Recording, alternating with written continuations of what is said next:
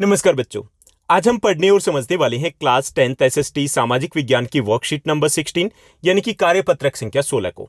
यह आपकी 12 अगस्त 2021 की वर्कशीट रहेगी। आज की इस वर्कशीट में हम ज्योग्राफी भूगोल का पहला चैप्टर संसाधन और विकास पढ़ना जारी रखेंगे और इस वर्कशीट में हम बात करेंगे सतपोषणीय विकास की, बात करेंगे संसाधन नियोजन की, बात करेंगे संसाधनों के संरक्षण की। तो कुछ छोटी छोटी टर्म्स है जो हमें समझना है, लेकिन ये आपके इस चैप्टर की सबसे इंपॉर्टेंट टर्म्स में से एक रहेंगे।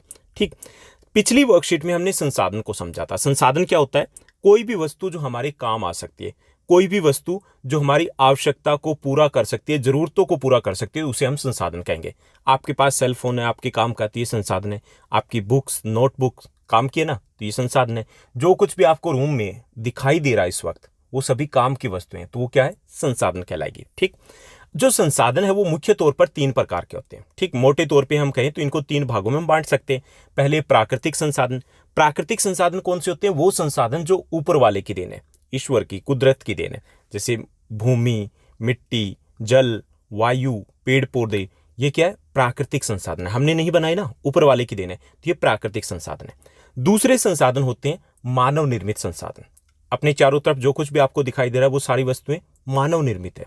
ठीक, तो ये मानव निर्मित संसाधन, जैसे कि भवन है, सड़कें हैं, जो मोटर व्हीकल आप देख रहे हो, ओके, टीवी, आपके हाथ में जो मोबाइल है, ये क्या है? मानव निर्मित संसाधन है। उसके बाद तीसरा संसाधन आता है आप, मैं, हम सभी, वो है मानव संसाधन, जो सबसे महत्वपूर्ण संसाधन होता है, क्योंकि बाकी जो वस्तुएं होती हैं उनको उपयोगी कौन बनाता है? मानव बनाता है, तभी वो संसाधन बनते हैं। तो ये हो गए कि मुख्य तौर पर संसाधन 3 प्रकार के होते हैं: प्राकृतिक, मानव निर्मित और मानव संसाधन। लेकिन जो संसाधन है उसको लेकर के पिछले कुछ समय से कुछ चुनौतियों का सामना करना पड़ रहा है। वो चुनौतियां कौन सी है? पहला, संसाधनों के ह्रास को लेकर के। संसाधनों का अतिदोहन हमने करना शुरू कर दिया, ओवर यूज। कोई भी चीज ओवर यूज करेंगे तो क्या होगा? समाप्त हो सकती है। कई और समस्याएं उसको लेकर के आ सकती है। जैसे संसाधनों का दोहन अगर हम करते हैं तो 2 प्रकार के संसाधन है। पिछली वर्कशीट में समझा था ना, एक होते हैं नवीकरणीय, एक होते हैं अनवीकरणीय। नवीकरणीय वो संसाधन है जो असमाप्य संसाधन है, यानी कि उसको हम बार बार उपयोग में ला सकते हैं और दोबारा पैदा किया जा सकते हैं। जैसे पेड़ को काटा, दोबारा लगा सकते हैं ना, तो ये नवीकरणीय संसाधन है। सौर ऊर्जा नवीकरणीय संसाधन है। लेकिन कुछ संसाधन अनवीकरणीय है, एक बार यूज में लेके आए, उसके बाद खत्म मतलब गए। ओके, जैसे कोयला है, पेट्रोलियम है, राख बन गई कोयले की, तो उसके बाद ऐसा नहीं कि दोबारा उसको बना देंगे, दोबारा नहीं बनेगा, दोबारा बनने में लाखों साल लग जाएंगे। तो पहली जो चुनौती का सामना करना पड़ रहा है कि काफी सारे संसाधन है वो धीरे धीरे खत्म होते जा रहे हैं। अगर खत्म होते गए तो क्या होगा? बहुत सारी समस्याएं हमें सामना करना पड़ेगा समस्याओं का। जैसे कोयला है, जिस तरीके से हम उपयोग में लेके आ रहे हैं, 2040 तक इंडिया से गायब हो जाएगा, 2060 तक विश्व से, पूरे वर्ल्ड से गायब हो जाएगा। उसके बाद कहाँ मिलेगा? म्यूजियम में कोयला देखने जाएंगे, अच्छा ये कोयला होता था।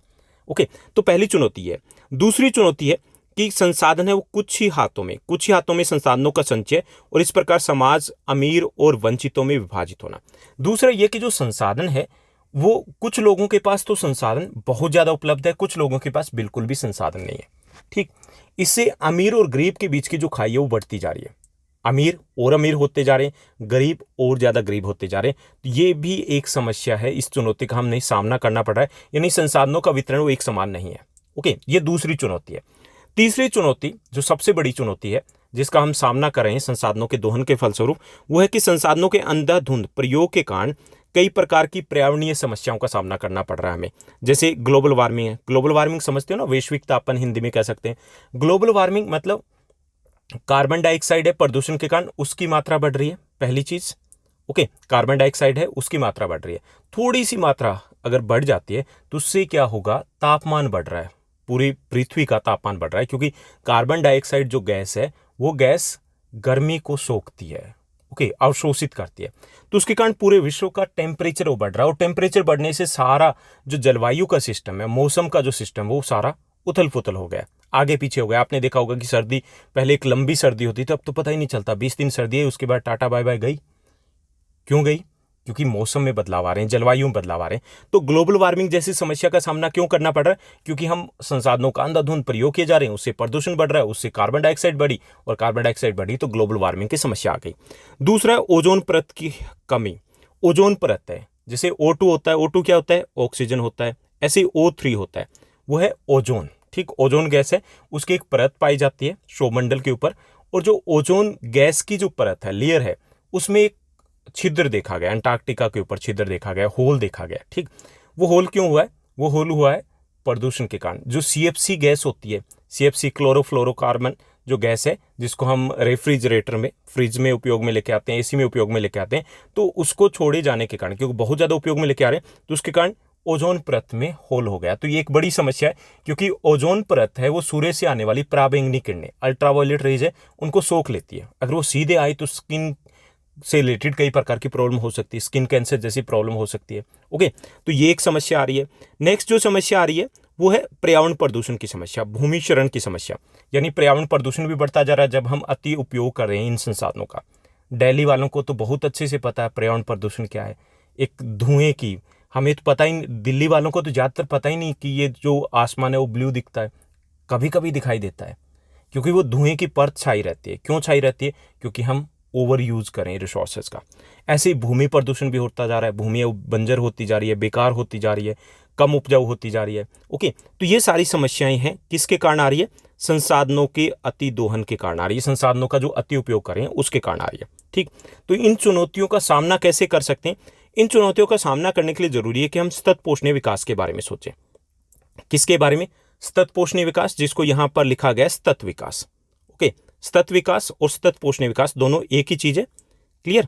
जैसे आपने इकोनॉमिक्स में किया होगा, इकोनॉमिक्स में हमने बात की थी धारणीयता के विकास की। जब चैप्टर डिटेल में हमने डिस्कस किया तो उसमें हमने धारणीयता का विकास पढ़ा था। तो धारणीयता का विकास, सतत पोषणीय विकास एक ही चीज है। यहाँ पे सतत पोषणीय विकास कहा गया, वहां पे धारणीयता का विकास कहा गया। इंग्लिश में सस्टेनेबल डेवलपमेंट एक ही रहेगा। अब जो सतत पोषणीय विकास है उसकी आवश्यकता है हमें। ओके, सतत पोषणीय विकास क्या है? सतत पोषणीय विकास का अर्थ है कि एक ऐसा विकास जो बिना पर्यावरण को नुकसान पहुंचाए हो। ओके, यानी कि बिना पर्यावरण को नुकसान पहुंचाए, आने वाली पीढ़ी को ध्यान में रख करके सबका एक समान जो विकास किया जाए, उसे हम सतत पोषणीय विकास कहेंगे। यानी कि इसमें 3 चीजें शामिल है। पहली चीज, जैसे इन्होंने बताया कि क्यों जरूरी है, कि अगर हमें जीवन में गुणवत्ता, निरंतर गुणवत्ता चाहिए, अगर विश्व में शांति व्यवस्था बनाए रखनी है, अगर हमें सभी जो जीवन के सभी रूपों के स्थायी अस्तित्व की बात करनी है, तो हमें जरूरी है कि हम सतत पोषणीय विकास की बात करें। ओके, ठीक, यानी कि कैसे? सबके एक समान विकास के लिए, अगर हमें इसी तरीके से जो गुणवत्ता है, क्वालिटी लाइफ है, अगर हमें जीनी है तो उसके लिए जरूरी है। ओके, और संसाधनों को लंबे समय में अगर उपयोग करना है तो उसके लिए जरूरी है कि हम सतत पोषणीय विकास की बात करें। अब हमें विकास नहीं चाहिए, हमें चाहिए सतत पोषणीय विकास, सतत विकास चाहिए।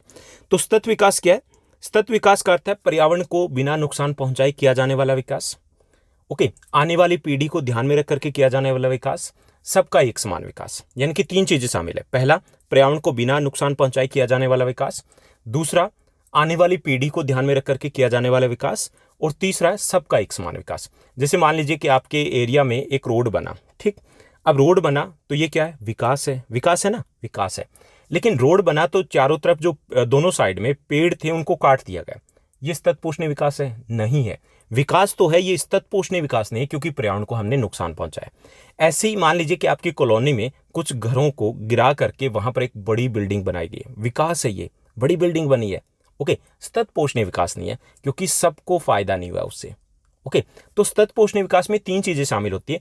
पर्यावरण को बिना नुकसान पहुंचाए किया जाने वाला विकास, आने वाली पीढ़ी को ध्यान में रख करके किया जाने वाला विकास, और सबका एक समान विकास। आने वाली पीढ़ी को ध्यान में क्यों रखना है? क्योंकि हमें किसी ने पृथ्वी दी है ना, उधार दी है, अपने पूर्वजों से हमें उधार मिली है। इसको हमें आने वाली पीढ़ी को एज इट इज सौंपना है।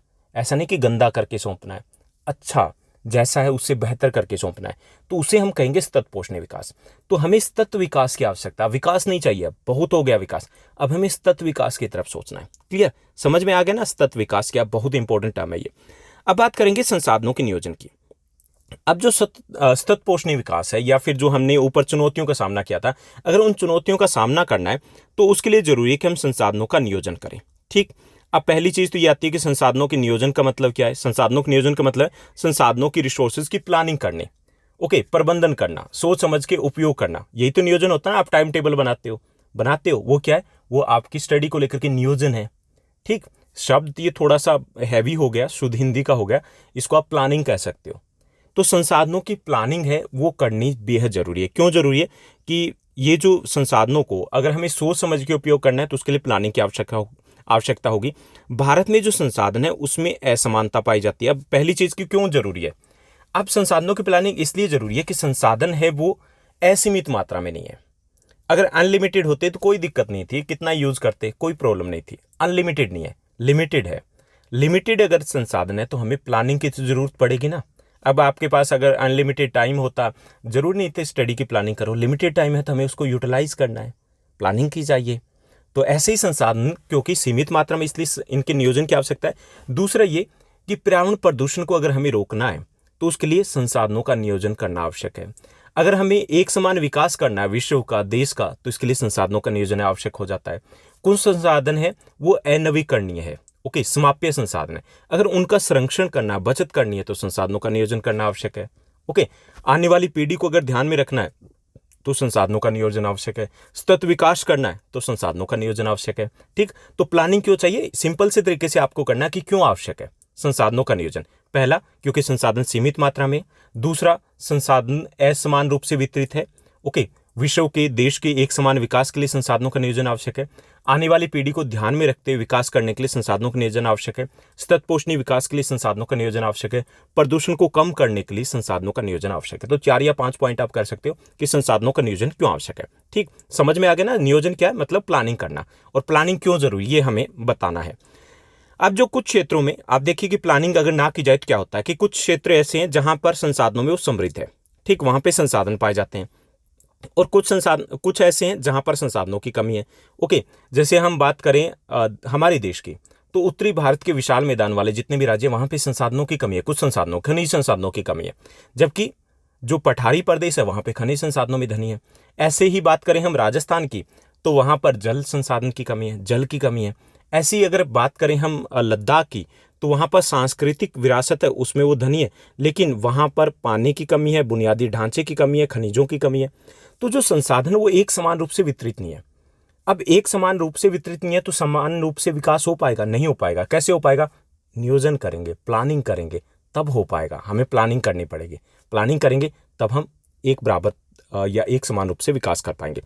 और इसके लिए एक और एग्जाम्पल आप देख सकते हो, जैसे कि एग्जाम्पल लें कि संसाधन ज़्यादा हो तब विकास हो, तो भी जरूरी नहीं अगर प्लानिंग नहीं की गई तो। जैसे झारखंड है, उड़ीसा है, यहाँ पर, या छत्तीसगढ़ की बात करें तो ये संसाधनों में, खनिज संसाधनों में बहुत धनी है। भारत के शायद ही कोई ऐसा खनिज होगा जो इन राज्यों में ना मिलता हो। लेकिन क्या विकास में वो इतने आगे हैं, नहीं है, पिछड़े हुए हैं राज्य हैं। गरीबी बहुत ज़्यादा, निर्धनता बहुत ज़्यादा है। क्यों ज़्यादा है, क्योंकि वहाँ पर नियोजन नहीं किया गया है, ठीक से प्लानिंग नहीं की गई। तो इसके लिए क्षेत्रीय, राष्ट्रीय, स्थानीय स्तर पर हमें संसाधन नियोजन की आवश्यकता है कि हम एक योजना बनाएं और योजना के तहत हम संसाधनों का उपयोग करें ताकि देश का, सभी राज्यों का एक समान विकास हो पाए और प्रदूषण को भी हम कम कर पाएं, ओके। तो इसके लिए हमें जरूरी है कि संसाधन जो है वो हमारे पास होने चाहिए, साथ ही साथ हमारे पास तकनीकी विकास होना चाहिए, संस्थागत परिवर्तन है वो भी करने पड़ेंगे। वो करेंगे तब एक समान रूप से सभी का विकास हो पाएगा। तो यहाँ पर एक चीज़ समझनी है, संसाधन नियोजन क्या है, समझ में आ गया होगा। यानी कि संसाधनों को सोच समझ के प्रयोग करना, उनकी प्लानिंग करना, उसे हम संसाधन नियोजन कहते हैं। क्यों आवश्यक है, 5 कारण हमने बताए थे। संसाधन सीमित मात्रा में है, कुछ संसाधन अनवीकरणीय है, प्रदूषण को रोकने के लिए, सतत पोषणीय विकास के लिए, आने वाली पीढ़ी को ध्यान में रखने के लिए संसाधनों का नियोजन करना आवश्यक है। क्लियर, तो यहाँ ये क्लियर हो गया होगा। अब बात आती है कि संसाधन नियोजन करेंगे कैसे, ठीक। ये भी हमने मान लिया कि चलो संसाधन नियोजन जरूरी है और हम कर लेंगे। अब संसाधन नियोजन के चरण कितने होते हैं, तो इसके 3 चरण होते हैं, ठीक। ये आपको इजी तरीके से याद रखना है, इंपॉर्टेंट क्वेश्चन है एमसीक्यूज के लिए भी। संसाधन नियोजन के 3 चरण है। पहला जो चरण है वो चरण है संसाधनों की पहचान करना, ठीक। पहला चरण क्या है, संसाधनों की पहचान करना। पहचान करने में क्या आएगा, जैसे संसाधन कहाँ है, कितने हैं, किस क्वालिटी के हैं, वो संसाधनों की पहचान में आ जाएंगे। जैसे मान लीजिए कि आपको टाइम टेबल बनाना है, ठीक। वो आपका जो सिलेबस है वो आपके संसाधन है। तो आपको टाइम टेबल बनाने के लिए क्या चाहिए, जो नियोजन करने के लिए क्या चाहिए, पहले तो आपको पता होना चाहिए ना कि आपको सिलेबस कितना है, किस सब्जेक्ट में कितने चैप्टर्स है, कितने लेंथ है, सब कुछ पता होना चाहिए, तभी आप प्लानिंग कर पाओगे। ऐसे जो संसाधन नियोजन करेंगे तो सबसे पहले हमें पता होना चाहिए कि संसाधन कहाँ है, किस मात्रा में है, कितनी मात्रा में, उसकी गुणवत्ता कैसी है, किस क्वालिटी के। क्लियर, तो ये हो जाएगा पहला चरण, यानी कि संसाधनों की पहचान करना। दूसरा चरण है योजना बनाना और योजना लागू करना। संसाधनों के प्रयोग की योजना बनाना और उसको लागू करना। योजना बनाना कि कैसे इनको उपयोग करेंगे, कैसे उपयोग करेंगे, उसमें यह भी आ जाएगा कि क्या क्या सुविधाएं हमें बढ़ानी पड़ेगी, कौन सी तकनीक है उसका विकास करना पड़ेगा, ओके, सब कुछ आ जाएगा। जैसे नदी है तो वहां पर हमें जल संसाधन का उपयोग करना है, ओके, उपयोग करना है, हमें वहां से जल विद्युत पैदा करनी है, तो हम योजना बनाएंगे कि यहाँ से जल विद्युत पैदा की जा सकती है, यहाँ से नहरें निकाली जा सकती है। ओके, और उसको लागू करेंगे। लागू करने के लिए क्या चाहिएगा? डैम बनाना पड़ेगा, नहरें बनानी पड़ेगी। तो दूसरा चरण आ जाता है संसाधनों की योजना बनाना और उसे लागू करना। पहले में पहचान की, दूसरे में योजना बनाई, लागू की। जैसे आपका सिलेबस है, पहले में आपने पहचान की, दूसरे में आपने टाइम टेबल बनाए, उसको फॉलो किया। तीसरा चरण आ जाएगा आपका संसाधनों की जो योजना है, जो राष्ट्रीय योजना है, उसको हम जो संसाधन विकास की योजना उसके साथ मिलान करना है, यानी कि तीसरा चरण विश्लेषण कह सकते हो। तीसरे चरण में हम विश्लेषण करेंगे, कुछ समय के बाद हम विश्लेषण करेंगे क्या सब कुछ सही जा रहा है, ठीक से जा रहा है, जैसी प्लानिंग की थी वैसा हो रहा है। अगर वैसा हो रहा है दैट्स गुड, अगर नहीं हो रहा है तो हम दोबारा से प्लानिंग करेंगे, यानी कि प्लानिंग में गड़बड़ थी। ओके, तो ये 3 चरण होते हैं संसाधन नियोजन के। पहला चरण संसाधनों की पहचान करना, यानी उन कहाँ मिलते हैं, क्या गुणवत्ता है, कितनी उसकी मात्रा है। दूसरे में योजना बनाएंगे, लागू करेंगे, और तीसरे में उसका विश्लेषण करेंगे, क्या हमारे जो लक्ष्य थे वो पूरे हो रहे हैं या फिर नहीं हो रहे। ओके, तो ये हो गया संसाधन नियोजन क्या है, क्यों जरूरी है, और संसाधन नियोजन के चरण क्या। अब बात आती है संसाधनों के संरक्षण की। संरक्षण मतलब संसाधनों की बचत करना। जैसे जल संरक्षण के बारे में आप पढ़ते हो, कंजर्वेशन, जो वाटर कंजर्वेशन के बारे में आपने खूब पढ़ा होगा, यानी कि संसाधनों की बचत करना, सोच समझ के उनका उपयोग करना। ओके, उनको व्यर्थ बर्बाद होने से बचाना, वो संसाधन संरक्षण कहलाता है। तो संसाधनों का संरक्षण जरूरी है कि हम एक समान रूप से अगर विकास करना है, अगर हमें अमीर गरीब के बीच में जो खाई बढ़ रही है उसको अगर हमें रोकना है, पर्यावरण प्रदूषण को रोकना है, तो वही कारण जो हमने संसाधन नियोजन में दिए थे वही कारण यहाँ पर हो जाएंगे, नियोजन वाले ही कारण, कि संसाधनों का संरक्षण इन सभी कारणों से, क्योंकि संसाधन सीमित मात्रा में, क्योंकि कुछ संसाधन अनवीकरणीय है, क्योंकि संसाधन समान रूप से वितरित नहीं है। ओके, अगर हमें एक समान विकास करना तो हमें संसाधनों का संरक्षण करने की आवश्यकता है। जो संसाधन है उनके बारे में गांधी जी का एक कथन है कि हर किसी की जरूरत के लिए काफी है, लेकिन किसी के लालच के लिए नहीं। तो उनके कहने का भाव था कि जो पृथ्वी के ऊपर संसाधन है, अगर हम अपनी आवश्यकता के लिए उनको उपयोग में लेके आते हैं तो ये काफी है, पर्याप्त है। लेकिन अगर हम इनको अंधाधुंध प्रयोग करते हैं, अपने लालच के लिए अंधाधुंध प्रयोग करते हैं, तो संसाधन किसी के लिए भी पर्याप्त नहीं हो सकते। जैसे जल संसाधन की बात करें तो जल संसाधन जो पंजाब हरियाणा में पर्याप्त है। ओके, लेकिन जब से हमने उसका अंधाधुंध प्रयोग करना शुरू कर दिया, ट्यूबवेल्स लगा दिए, समर्सिबल हमने लगा दिए, तो उसके बाद क्या हुआ? जो ग्राउंड वाटर टेबल है, यानी कि जो भूम जल सत्र है, वो काफी नीचे चला गया, यानी वहां पर भी जल संसाधन की कमी हो गई है। जबकि जल संसाधन की कमी नहीं है, क्यों हो गई है? क्योंकि हमने अंधाधुंध प्रयोग करना शुरू कर दिया। ओके, तो इसलिए संसाधनों का संरक्षण वो बेहद आवश्यक है। और संसाधनों का संरक्षण अगर हमें लंबे समय तक अपने जीवन के बारे में सोचना, तो उसके लिए जरूरी कि हम संसाधनों का संरक्षण के साथ आगे बढ़ें। ओके, तो ये थी हमारी आज की वर्कशीट। अब हम सेकंड सेगमेंट की बात करेंगे, और सेकंड सेगमेंट में हम डिस्कस करेंगे इस वर्कशीट पर बेस्ड कुछ आसान से प्रश्न। 3 आसान से प्रश्न दिए गए। पहला जो प्रश्न है, सतत विकास से आप क्या समझते हैं? ओके, और ये लंबे समय में कैसे फायदेमंद है? ठीक, सतत पोषणीय विकास, सतत विकास, धारणीता का विकास एक ही चीज है। तो ये क्या है और लंबे समय में कैसे फायदेमंद है, ये हमें बताना है। तो सतत विकास का अर्थ है पर्यावरण को बिना नुकसान पहुंचाए और आने वाली पीढ़ी को ध्यान में रख करके किया जाने वाला विकास, उसे कहेंगे हम सतत पोषणीय विकास। ठीक, जीवन की निरंतर गुणवत्ता और संसाधनों के संरक्षण के लिए सतत पोषणीय विकास है वो आवश्यक है। अगर संसाधनों का संरक्षण करना है, अगर जीवन की जो गुणवत्ता मतलब जो क्वालिटी लाइफ है, ऐसा ही अगर हमें अच्छे से जीना है, तो हमें जरूरी है कि हम सतत पोषणीय विकास के बारे में सोचें। क्लियर, ये हो गया हमारा पहला प्रश्न। अब हम बात करेंगे सेकंड क्वेश्चन की। दूसरा हमारा प्रश्न दिया गया, कुछ क्षेत्र संसाधनों में बहुत समृद्ध है, ठीक, यानी कि धनी है, लेकिन फिर भी वो अविकसित है। ओके, क्या कारण हो सकता है? तो इसका एक उदाहरण हमें देना है और हमें यह बताना है कि संसाधन नियोजन से कैसे इस समस्या का हल किया जा सकता है। तो कुछ क्षेत्र ऐसे हैं जो संसाधनों में समृद्ध है, धनी है, लेकिन वे अविकसित है। तो इसका मुख्य कारण है संसाधन नियोजन का अभाव। जैसे भारत में झारखंड, उड़ीसा वो राज्य हैं जहां पर खनिज संसाधन पाए जाते हैं, बहुतायत में पाए जाते हैं, लेकिन पिछड़े हुए राज्य हैं, सबसे निर्धन राज्यों में आते हैं। क्यों पिछड़े हैं? क्योंकि नियोजन नहीं किया गया। ठीक, तो इसका मुख्य कारण क्या है? संसाधन नियोजन का अभाव, यानी कि प्लानिंग प्रॉपर तरीके से नहीं की गई। अब इसमें संसाधन नियोजन से इस समस्या को कैसे हल किया जा सकता है कि स्थानीय और राष्ट्रीय स्तर पर संसाधन नियोजन के द्वारा जो असमान आर्थिक विकास है उसकी समस्या का समाधान किया जा सकता है। अगर हम योजना बनाते हैं तो एक समान विकास है वो संभव हो सकता है। क्लियर। उसके बाद तीसरा जो हमारा प्रश्न दिया गया, इस वर्कशीट का लास्ट क्वेश्चन रहेगा, हर किसी की जरूरत के लिए संसाधन है वो पर्याप्त है। ओके, हर किसी की जरूरत के लिए पर्याप्त है, न कि किसी के लालच के लिए। गांधी जी का इससे क्या मतलब था? आप इसे समझाने के लिए वास्तविक जीवन से एक उदाहरण हमें देना है। तो गांधी जी के कहने का भाव यह था कि अगर किसी संसाधन का अति दोहन किया जाए तो वह कम पड़ सकता है, अति दोहन करें तो कम पड़ सकता है, लेकिन हमारी आवश्यकता के लिए पृथ्वी पर पर्याप्त संसाधन उपलब्ध है। अगर जरूरतों को पूरा करें तो संसाधनों की कमी नहीं है, लेकिन अति दोहन ओवर यूज करेंगे तो वो कम पड़ सकते हैं। उदाहरण के लिए पंजाब और हरियाणा में जल संसाधन के अति उपयोग के कारण भूम जल स्तर वो नीचे गिर गया, जबकि वहां पर नदियां हैं, पानी है, खूब पानी है। कम कैसे हो गया? कम इसलिए हो गया क्योंकि हमने अति दोहन करना शुरू कर दिया। तो ये हम एग्जाम्पल यहाँ पर दे सकते हैं। तो ये थी हमारी आज की बेहद आसान वर्कशीट, जो काफ़ी इंपॉर्टेंट भी थी, काफ़ी इंपॉर्टेंट टर्म्स हमने डिस्कस की। उम्मीद करता हूँ ये वर्कशीट आपको अच्छी लगी होगी, सब कुछ अच्छे समझ में आया होगा। अगर आपको ये वीडियो वर्कशीट समझ में आई तो इस वीडियो को लाइक करने के साथ साथ शेयर जरूर कीजिएगा, मैक्सिमम शेयर कीजिएगा। अपने फ्रेंड्स के साथ शेयर कर सकते हो, क्लास ग्रुप में शेयर कर सकते हो। अच्छा लगेगा, मुझे अच्छा लगेगा, आपको भी अच्छा लगेगा अगर एक्चुअली में आपको ये वर्कशीट अच्छी लगे तो।